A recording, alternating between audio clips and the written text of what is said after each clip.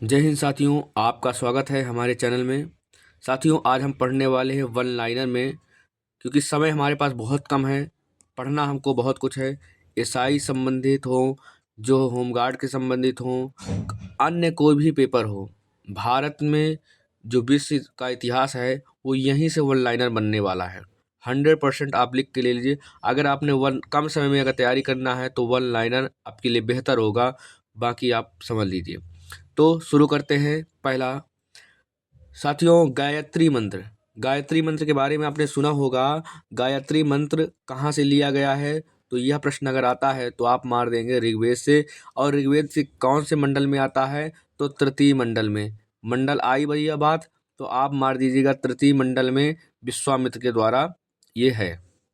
ये अगला भी है। गायत्री मंत्र के रचनाकार विश्वामित्र। गायत्री मंत्र के रचनाकार कौन है? विश्वामित्र। 3 बार हमारे साथ बोलेंगे, आपकी जो है तैयारी बहुत मजबूत हो जाएगी और ज़बरदस्त हो जाएगी। तो शुरू करते हैं, आगे करिए, चलते हैं। गायत्री मंत्र। गायत्री मंत्र समर्पित किसको है? यह आता है तो गायत्री मंत्र सूर्य देवता को समर्पित है। गोत्र शब्द, भैया गोत्र के शब्द की बात आई। गोत्र शब्द कहाँ से मिलता है? तो हमारे अथर्ववेद से मिलता है। ठीक है जी। भागवत धर्म के प्रवर्तक, कौन से धर्म के प्रवर्तक? तो भैया भागवत धर्म के प्रवर्तक कौन है? कृष्ण भगवान से ही तो भक्ति मिलती है। तो भैया हमारे भागवत धर्म के प्रवर्तक कौन है? श्री कृष्ण जी हैं। आगे चलते हैं। भक्ति आंदोलन, कौन से आंदोलन? भैया आंदोलन तो आप बहुत देखे होंगे, परंतु हम बात कर रहे हैं भक्ति आंदोलन का प्रारंभ किसने किया था? तो अलवर के संतों ने किया था। लगा देंगे भैया। चलिए आगे चलते हैं। अगर चाहिए वर्दी आपको तो ये वन लाइनर आप जो है बिल्कुल तैयार कर लीजिएगा, याद कर लीजिएगा। संपूर्ण इतिहास है, ठीक है। आगे चलें तो आर्यों की जानकारी, कौन से की जानकारी? तो भैया आर्यों की जानकारी का स्रोत क्या है? तो आर्यों की जानकारी का स्रोत हमको ऋग्वेद से मिलता है। अगर आए प्रश्न तो ऋग्वेद मारिएगा। ये सभी के लिए ज़रूरत है। यह जो है प्रश्न जो है वन लाइनर बहुत कम समय में तरक्की करने का मेन जो है सिद्धांत यही है कि आपको इसको वन लाइनर को एक एक करके आराम आराम से याद कर लें। मेरे साथ बोलते रहिए, आपको याद निश्चित रूप से हो जाएगा। ठीक है भैया। ऋग्वेद, कौन से वेद की बात आई भैया? ऋग्वेद में जो है सर्वाधिक वर्णित नदी कौन सी है? सिंधु नदी है। कौन सी नदी है? सिंधु नदी। सिंधु नदी के बारे में ऋग्वेद में बहुत बार प्रयोग किया गया है। और अगर कहा जाए तो ऋग्वेद में सबसे पवित्र नदी कौन सी नदी? सबसे पवित्र नदी कौन सी है? सरस्वती। इसे देवी तमा, माते तमा और नदी तमा भी कहा गया है। ठीक है जी। और अगर गंगा की बात आए, अगर गंगा माँ की बात आए तो कितने बार ऋग्वेद में उच्चारण है? 1 बार। यमुना 2 बार। तो यह चीज़ आप जो है जानकारी रखिएगा। आगे चलें। प्रमुख देवता, अगर प्रश्न आता है भैया कि ऋग्वेद में वर्णित प्रमुख देवता कौन है? कौन से देवता प्रमुख देवता? तो इंद्रदेव हैं। ऋग्वेद में सबसे बाद में हमारे ऋग्वेद में कितने मंडल हैं भैया? तो 10 मंडल है। तो 10 मंडल में जो है सबसे बाद में लास्ट में कौन सा लिखा गया है? तो 10वां मंडल हमारा जो है लास्ट में लिखा गया है। चलिए आगे चलते हैं। एक बात और ध्यान दीजिएगा, यहाँ पर जो इंद्र प्रमुख वर्णित देवता हैं, अग्नि और मनुष्यों के बीच में समझौता मध्यस्थ देवता किसको माना जाता है? तो आप भैया कहिएगा अग्नि और किसके? मनुष्य के बीच में मध्यस्थता। इसको आप याद रखिएगा, यह प्रश्न बनता है। ठीक है। आगे चलते हैं। सत्यमेव जयते, वेरी इंपॉर्टेंट भैया। कौन सा इंपॉर्टेंट? वेरी इंपॉर्टेंट है। सत्यमेव जयते कहाँ से लिया गया है? हर प्रश्न में आता है भैया, किसी ज़रूरत नहीं है कि आपको हर जगह मिल जाएगा। तो भैया सत्यमेव जयते की बात आई ना, तो सत्यमेव जयते कहाँ से लिया गया है? मुंडकोपनिषद। कौन से उपनिषद? मुंडकोपनिषद। प्राचीन विधि के लेखक, विधि अर्थात संविधान के लेखक कौन है? तो बाबा साहब भीमराव अंबेडकर कहा जाता है।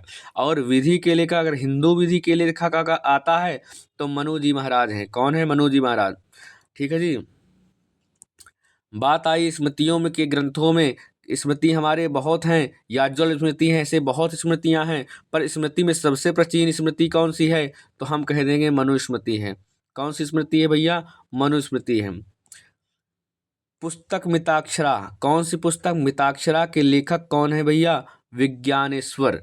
कौन है भैया? विज्ञानेश्वर भी बोल सकते हैं, विज्ञानेश्वर। ठीक है भैया, आगे चलते हैं। महाभारत का अन्य नाम, कौन से भारत का नाम? भैया महाभारत का अन्य नाम जय संहिता, जय भारत महाभारत, ऐसे करके बना है। भैया बात आई आगे जो है महाभारत का रचना जो वेद व्यास के द्वारा है, इसका फारसी अनुवाद का शीर्षक है। फारसी अनुवाद कौन किया है भैया?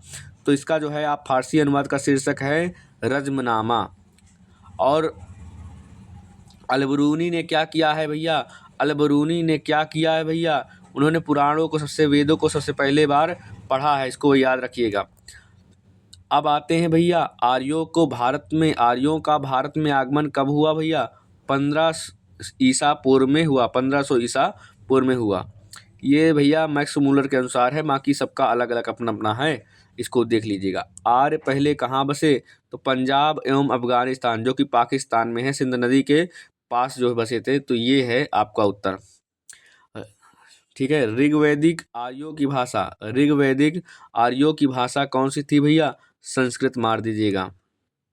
सभी क्वेश्चन आपको है इसी में मिल जाएंगे। अगर हमारी वीडियो आपको अच्छी लग रही हो तो केवल भैया एक चीज़ मांग रहा हूँ, और कुछ नहीं मांग रहा हूँ। क्या मांग रहा हूँ भैया? लाइक मांग रहा हूँ, लाइक कर दीजिएगा।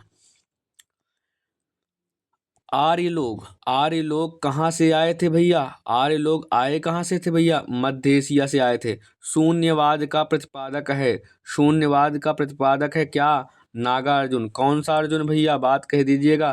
तो नागार्जुन। भैया अब शुरू होता है बुद्ध। कौन कौन बताइए, अच्छा आप लोग बताइए, जैन धर्म पुराना है कि बुद्ध धर्म? आप लोगों के पास दो ऑप्शन हैं, जैन धर्म या जो है बौद्ध धर्म। बताइए, एक नंबर जो है जैन है, 2 नंबर बौद्ध है। तो बताइए कौन से हैं भैया? जैन जो है सबसे पुराना है, और बौद्ध जो है सबसे जो है बाद में है। जैन पुराना है और बौद्ध जो है उनसे बाद। पहले जो है तीर्थंकर का नाम बताइए आप लोग। तो पहले तीर्थंकर कौन है भाई? पार्श्वनाथ हैं या फिर जो है ऋषभदेव हैं? कौन है बताइए आप लोग कमेंट में।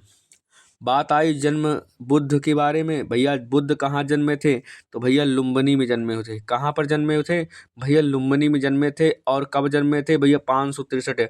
बात आए, अगर प्रश्न आए तो यह ध्यान रखिएगा, लुम्बिनी में जन्म हुआ, 563 ईसा पूर्व में हुआ था। कब हुआ था भैया? 563 ईसा पूर्व में हुआ था। मृत्यु की बात आती है भैया, कहाँ की बात आई भैया? मृत्यु की बात आती है तो कुशीनगर, 483 ईसा पूर्व में इनका जो है मृत्यु हुई थी। बुद्ध की मृत्यु की घटना को क्या कहा जाता है? महापरिनिर्वाण कहा जाता है। क्या कहा जाता है? महापरिनिर्वाण कहा जाता है। बुद्ध के प्रथम गुरु, भैया ये प्रश्न जो है मोस्ट इम्पोर्टेंट है, आप समझ लीजिए। बुद्ध के जो है प्रथम गुरु आलार कलाम हैं। कौन है? आलार कलाम हैं। ठीक है भाई, आगे चलते हैं। बुद्ध को ज्ञान किस नदी के तट पे प्राप्त हुआ था? निरंजना नदी। निरंजना नदी का दूसरा नाम क्या है भैया? फाल्गु। कौन सी नदी है भैया? फाल्गु नदी है। ठीक है जी, आगे चलें। बुद्ध द्वारा त्याग घटना, जब बुद्ध जो है अपने घर को त्याग किए थे, कहाँ को त्याग किए थे भैया? बुद्ध जो है गृह त्याग जब किए थे तब उसको क्या कहा जाता है? महाभिनिष्क्रमण। क्या कहा जाता है? महाभिनिष्क्रमण। बुद्ध का प्रथम प्रवचन कहाँ हुआ था? तो भैया सारनाथ में 5 ब्राह्मणों के साथ हुआ था। ठीक है जी, जो इनके मित्र थे, अपने मित्र को ही दिए थे। तो बुद्ध का प्रथम उपदेश को क्या कहा जाता है? धम्मचक्र प्रवर्तन मुद्रा। क्या कहा जाता है? धम्मचक्र प्रवर्तन मुद्रा। बुद्ध ने उपदेश दिया था, किस भाषा में दिया था भैया? बात आई उपदेश भाषा की बात, तो किस भाषा में दिया था भैया? पाली भाषा में दिया था। कौन सी भाषा में? पाली भाषा में। बुद्ध के सर्वाधिक उपदेश, बुद्ध जी ने कहाँ सर्वाधिक अपना उपदेश दिया था? तो श्रावस्ती में। अगर आपको यहाँ तक समझ में आए हो, केवल एक लाइक तो अब तो कर दीजिए ना। क्या कर दीजिए? बस लाइक कर दीजिए और कुछ मत करिए। आगे चलते हैं। बुद्ध धर्म के त्रिरत्न हैं। कौन से धर्म के त्रिरत्न हैं? बौद्ध धर्म के त्रिरत्न हैं बुद्ध, धम्म और संघ। ठीक है जी, इसको आप याद कर लीजिएगा। सर्वाधिक उपदेश उन्होंने श्रावस्ती में ही दिया था, इसको ध्यान दीजिएगा। श्रावस्ती में दिया था, जो कि आज जो है शिक्षा क्षेत्र में सबसे कम है। और सबसे ऊंचे में कौन है भैया? गौतम बुद्ध नगर है। ठीक है जी। बौद्ध धर्म ग्रहण करने वाली प्रथम महिला कौन सी भैया? बौद्ध धर्म को ग्रहण करने वाली प्रथम महिला कौन सी थी भैया? गौतमी। प्रजापति गौतमी भी इनको पालने वाली थी और गौतमी इनका जो है धर्म ग्रहण करने वाली थी। किनके? आनंद के द्वारा जो है सबसे पहले इन्होंने स्वीकृत किया था। कौन? आनंद इनका प्रिय शिष्य था। प्रथम बौद्ध संगति कौन सी संगति भैया? प्रथम बौद्ध संगति कब हुई थी? 483 ईसा पूर्व में। और दूसरी कब हुई थी भैया? तो 383। और 251 में तीसरी। और फिर जो चौथी थी वो कब हुई थी? तो वो जो है कनिष्क के समय में 78 ईस्वी में हुई थी। बाकी सब ईसा पूर्व में, और चौथी जो है ईसा पूर्व में हुई थी, जो कि कुंडलवन में हुई थी। आगे आ रहा है। और इसके जो है 483 में अजात शत्रु के काल में हुई थी। ध्यान दीजिएगा, मोस्ट इंपॉर्टेंट है, इसको ध्यान दीजिएगा। चतुर्थ बौद्ध संगति हुआ था कहाँ? कुंडलवर कश्मीर में, जो कि कनिष्क के समय में। कनिष्क मैंने बताया ना भैया 78वें ईस्वी में, ईसा पूर्व में नहीं। बौद्ध संगति का आयोजन स्थल क्रम है भैया, पहले राजगृह है, फिर वैशाली है द्वितीय, जो कि कालाशोक के द्वारा कराई गई है, और पाटलिपुत्र अशोक के द्वारा। कश्मीर जो है किसके द्वारा कराई गई है? कनिष्क के द्वारा कराई है। ठीक है जी। आगे, बुद्ध के पूर्व जन्म पर आधारित कथा कौन सी जन्म पर आधारित कथा? पूर्व जन्म पर आधारित कथा को क्या कहते हैं? तो जातक कहते हैं। जातक कथाएं हमेशा बुद्ध पर ही होती हैं। अजंता की गुफाओं में किस ग्रंथ का चित्रण है? बताइए। अजंता की गुफाओं में किस ग्रंथ का चित्रण है? जातक, बौद्ध के पवित्र ग्रंथों का। अब चलते हैं आगे भैया। बौद्ध धर्म का प्रमुख ग्रंथ कौन से हैं? बौद्ध धर्म के प्रमुख ग्रंथ कौन से हैं? त्रिपिटक हैं। कौन से हैं? त्रिपिटक। कौन कौन से हैं? सुत्त पिटक, विनय पिटक, अभिधम्म पिटक। ध्यान रखिएगा। बौद्ध धर्म का पूजन स्थल को क्या कहा जाता है? चैत्य मंडप। क्या कहा जाता है? चैत्य मंडप। बुद्ध चरित के लेखक कौन है भैया? अश्वघोष हैं। कौन भैया? अश्वघोष हैं। आजीवक पंथ कौन सा पंथ भैया? आजीवक पंथ। आजीवक पंथ का प्रवर्तक कौन है भैया? मक्खली गोशाल। कौन सा गोशाल? मक्खली गोशाल। हिजरी संवत की शुरुआत कौन सी संवत की शुरुआत? हिजरी संवत की शुरुआत जो है 622 ईस्वी में हुई थी। सिखवाद भैया, सिखवाद की बात आई ना भैया।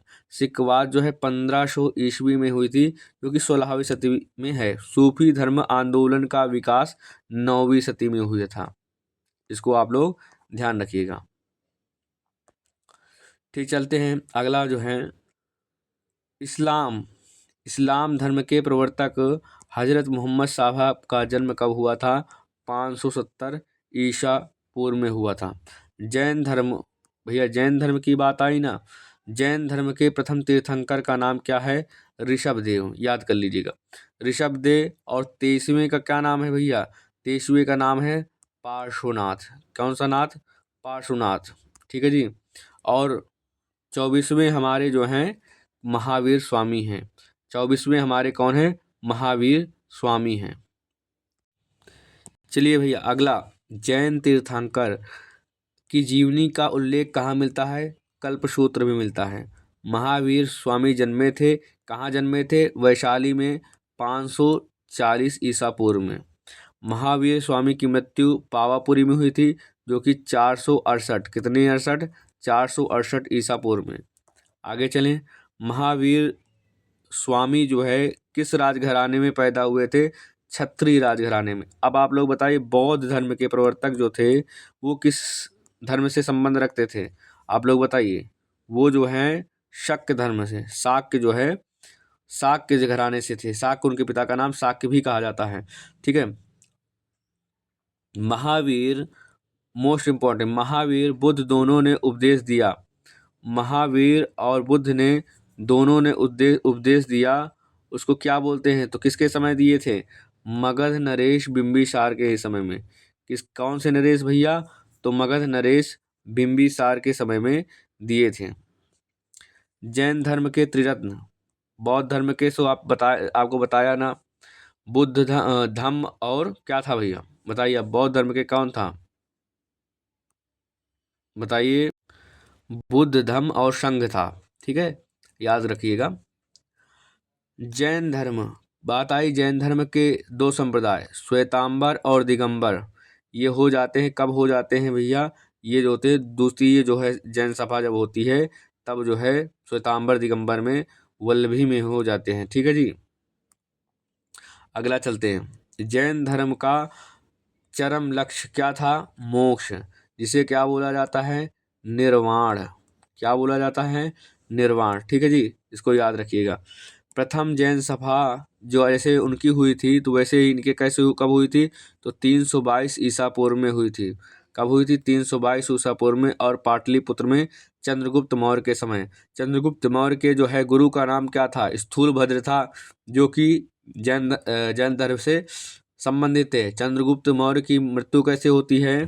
तो संलेखना विधि से श्रवण बेलगोला में। कौन सी विधि से? श्रवण बेलगोला में संलेखना विधि से इनकी मृत्यु होती है। व्रत है, एक तरह का व्रत है। दूसरी जैन सभा 512 ईसा पूर्व में हुई थी। कहाँ हुई थी? वल्लभी देवाधि क्षमा श्रवण में की अध्यक्षता में। ठीक है जी, अगला चलते हैं। जैन साहित्य को क्या कहा जाता है भैया? साहित्य की बात आई ना, तो इनकी आगम कहा जाता है। उनके साहित्य के, बौद्ध धर्म के साहित्य को हम क्या बोलते हैं? त्रिपिटक। क्या बोलते हैं? त्रिपिटक। आगे चलें। ईसा मसीह, भाई बात आई ना, ईसा मसीह का जन्म चौथे ईसा पूर्व बेथलेहम में हुआ था। ईसा मसीह को सूली पर चढ़ाया 33 ईसा पूर्व में शुक्रवार को रोमन गवर्नर पोर्टियस के द्वारा। इनसे हमसे कोई मतलब नहीं है।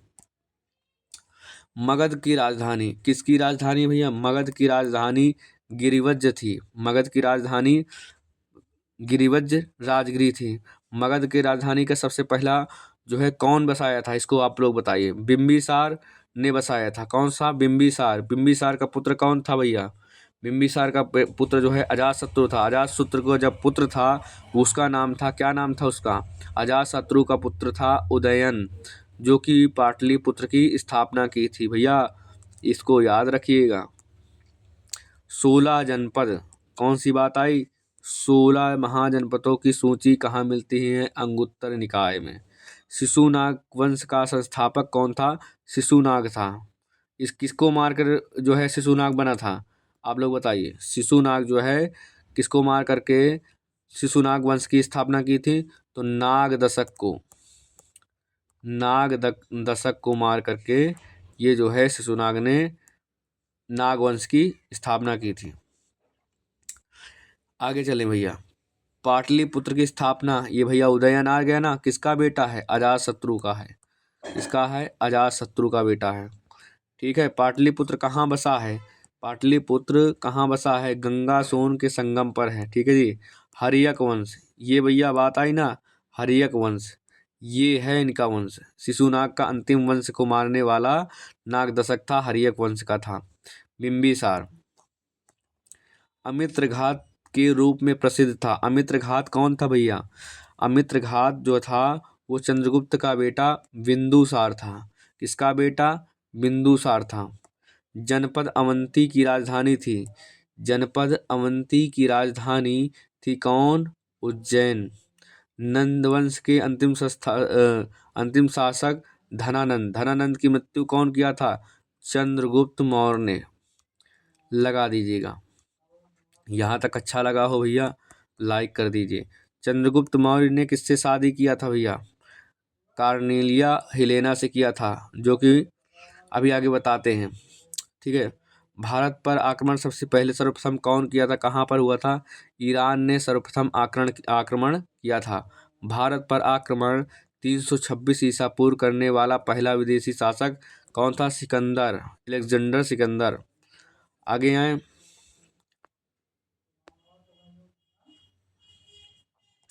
सिकंदर और पोरस पंजाब के बीच का युद्ध कहलाता है हाइडेस्पीज वितस्ता का युद्ध। कौन सा भैया? हाइडेस्पीज वितस्ता का। सिकंदर की मृत्यु भैया कब होती है? सिकंदर की मृत्यु जो है भैया 323 ईसा पूर्व बेबीलोन में हो जाती है। आज बेबीलोन कंपनी भी है। तो 323 में ये बताइए कौन सा वंश चल रहा था? इस समय जो है हर्यक वंश चल रहा था। हर्यक वंश चल रहा था। मौर्य वंश का संस्थापक कौन था? चंद्रगुप्त था। किसको मार करके चंद्रगुप्त बना था? तो भैया चंद्रगुप्त मौर्य किसको मारकर बना था? आपको लोग बताया है। उसके सम्राट का नाम क्या था बताइए? धनानंद को मार करके बना था। मौर्य वंश की जानकारी कहाँ मिलती है? विष्णु पुराण से। Very important. सुदर्शन झील बहुत ज़रूरी। ये अब जो है बहुत इंपॉर्टेंट प्रश्न है, इनको आप ध्यान दीजिएगा। सुदर्शन झील का निर्माण चंद्रगुप्त मौर्य ने करवाया था। कौन से मौर्य ने? चंद्रगुप्त मौर्य ने। चंद्रगुप्त मौर्य के गुरु और महामंत्री पीएम, इनके गुरु तो थे ही, पर पीएम कौन थे? चाणक्य जी थे। और चंद्रगुप्त जो है अंतिम समय में जैन धर्म का अनुयायी हो जाता है। भारत का, मैंने आपको बताया था ना, स्थूलभद्र। कौन सा भद्र? स्थूलभद्र के द्वारा स्वीकार कर लेता है। भारत का मैकेयावेली। कौन सा वेली? भारत का मैकेयावेली कहा जाता है चाणक्य को। चाणक्य विष्णुगुप्त कौटिल्य जो है अर्थशास्त्र पर जो पुस्तक है, किसके ऊपर है? प्रशासन के ऊपर। ठीक है जी। चलिए आ गए ना भद्रबाहु से। चंद्रगुप्त ने जैन धर्म की शिक्षा ली थी भद्रबाहु से। ये आया हमारा अगला। चंद्रगुप्त मौर्य के दरबार में आने वाला प्रसिद्ध यूनानी मेगास्थनीज था।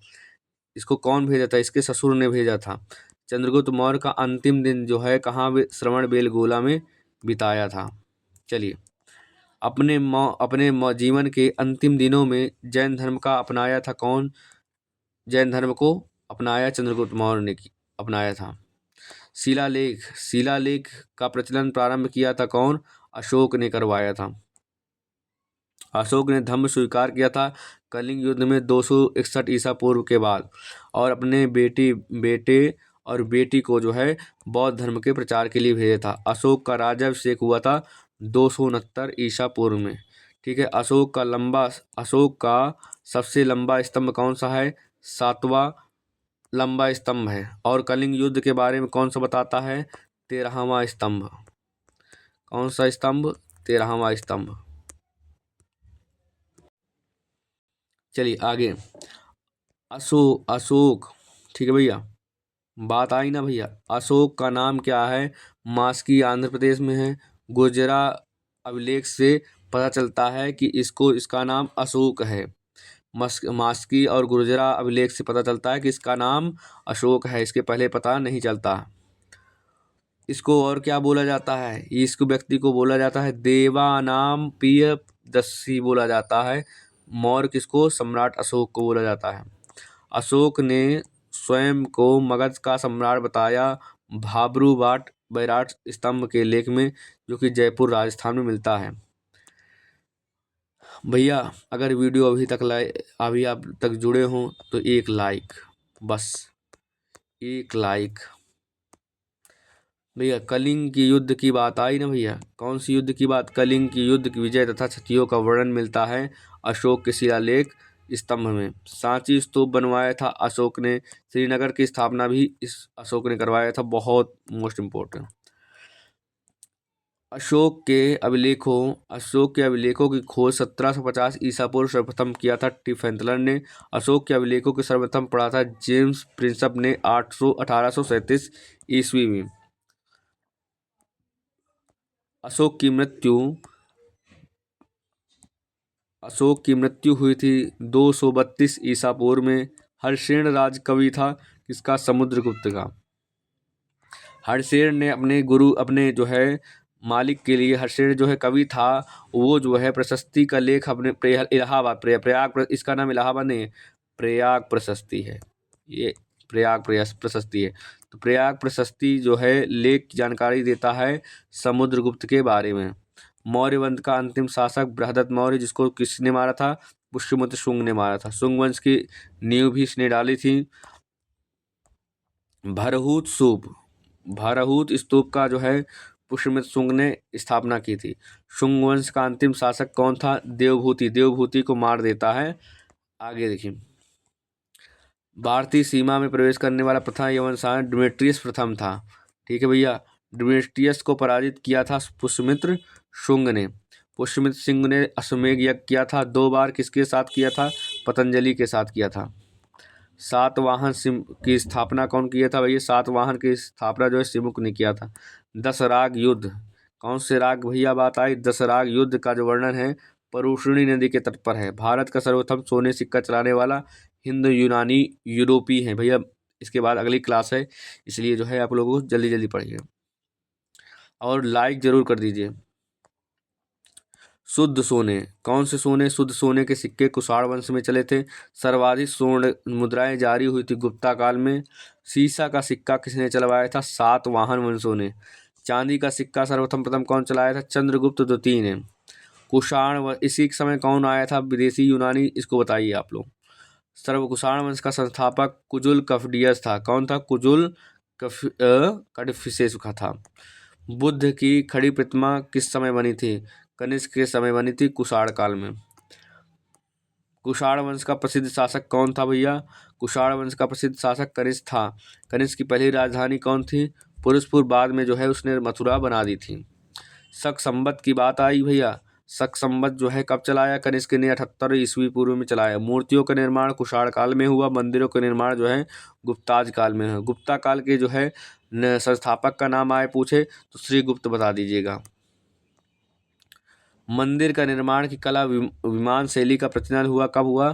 चोल वंश में। कौन से वंश में? चोल वंश में हुआ था। लिख लीजिए, चोल वंश में।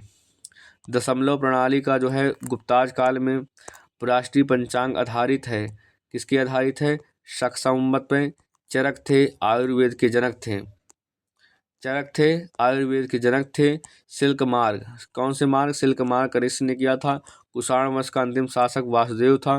गुप्त वंश की जानकारी वायु पुराण से मिलती है। समुद्रगुप्त के भारत का नेपोलियन कहा जाता है। किसको? किसने कहा था? बीसेट आर्थर स्मिथ ने कहा था। सिक्कों पर बात आई हुई है। सिक्कों पर जो है कैसे जो है दिखाया गया है समुद्रगुप्त को? तो वीणा बजाते हुए। भारत का बिस्मार्क कौन है? वल्लभ भाई पटेल हैं। भारत का आइंस्टीन कहा जाए तो नागार्जुन है। भारत का मिल्टन की बात आए भैया तो भारत का मिल्टन जो है हमारे कौन है? अश्वघोष हैं। चलिए, वीडियो कैसी लगी आप लोग बताइए। किस शासक के दरबार में विद्वानों को नवरत्न की उपाधि दी गई? चंद्रगुप्त के समय में, अकबर के समय में दी जाती थी। पंचतंत्र, कौन से तंत्र भैया? पंचतंत्र। पंचतंत्र के लेखक कौन है? विष्णु शर्मा। ईरान का नेपोलियन नादिर शाह को कहा जाता है। समुद्रगुप्त का दरबारी हर्षेण मैंने बताया प्रयाग प्रशस्ति को किया था। प्रसिद्ध चीनी बौद्ध यात्री कब आया था? चंद्रगुप्त द्वितीय के समय में, 5वीं शताब्दी में आया था।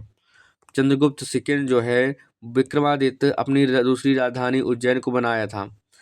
विक्रम संवत प्रारंभ हुआ था कब? किसके समय पर? वही विक्रमादित्य संवत जो है, विक्रम जो है कि कौन? चंद्रगुप्त द्वितीय के समय में हुआ था, जिसने अपने आप को विक्रमादित्य कहा था। गुप्ताज कालीन में स्वर्ण मुद्राओं का नाम रूपक और दिनार था। नालंदा विश्वविद्यालय के संस्थापक कुमार गुप्त था। नालंदा विश्वविद्यालय को ध्वस्त बख्तियार खिलजी ने मोहम्मद गौरी का जो सेनापति था उसने किया था। विक्रमशिला, कौन सी शिला भैया? विक्रमशिला। विक्रमशिला की स्थापना भैया धर्मपाल ने किया था। और पाल वंश के कौन से संस्थापक हैं? तो भैया गोपाल ई पर पढ़े होंगे ना। चलिए, महरौली में स्थित राजचंद्र लौह स्तंभ किसने बनाया था? चंद्रगुप्त द्वितीय ने। गंगेई कोंड कहा जाता है राजेंद्र प्रथम को। गुप्ताज कालीन राजकीय भाषा थी संस्कृत। भारतीय इतिहास का स्वर्ण युग गुप्ता काल को कहा जाता है। गुप्त वंश के अंतिम शासक विष्णुगुप्त थे। कौन थे? विष्णुगुप्त थे। वर्धन साम्राज्य, कौन सा साम्राज्य? वर्धन साम्राज्य पुष्यभूति के द्वारा किया गया है।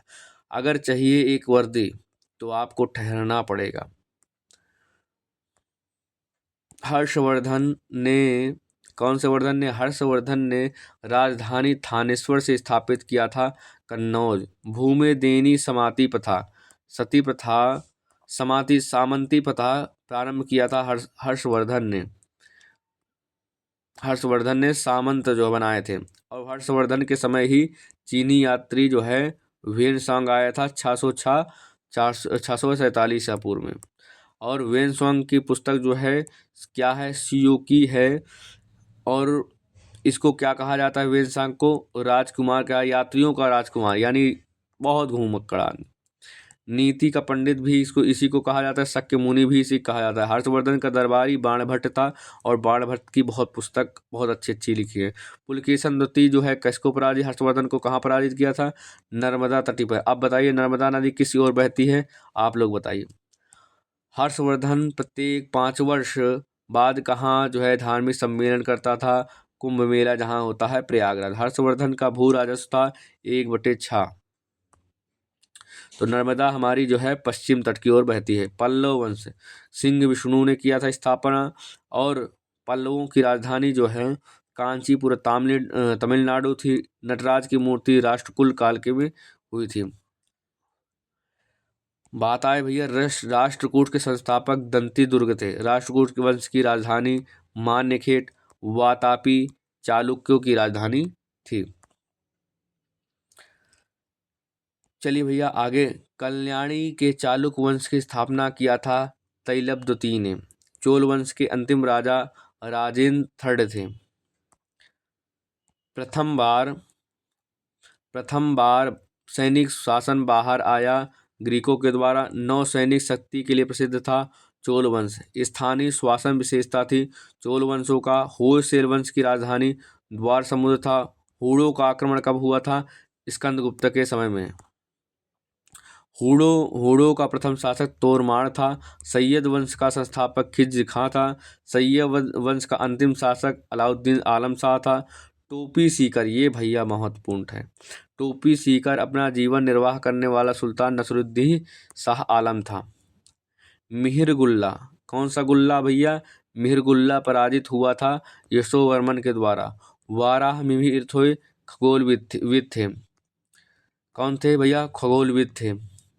संगम का तात्पर्य, कौन सा तात्पर्य भैया, संगम का तात्पर्य कवियों की गोष्ठी से था। प्रथम और तृतीय संगम हुआ था मदुरई में। द्वितीय संगम कपाटपुरम अलवई में हुआ था। और प्रथम संगम का अर्थ मतलब होता है कवियों की गोष्ठी यानी हम जो है सम्मेलन करें तो वो हमारा जो है संगम कहलाएगा। हमारा तो आपका मिलना ही संगम कहलाएगा। इसके अध्यक्ष जो थे अगस्त ऋषि थे। कैसी लगी हमारी वीडियो, अगर वीडियो अच्छी लगी हो केवल एक लाइक, कुछ नहीं, एक लाइक इसको लिख लीजिएगा। और कंपटीशन बहुत तेज है, आप लोग तैयारी खूब जोर शोर से करिए। धन्यवाद, महादेव।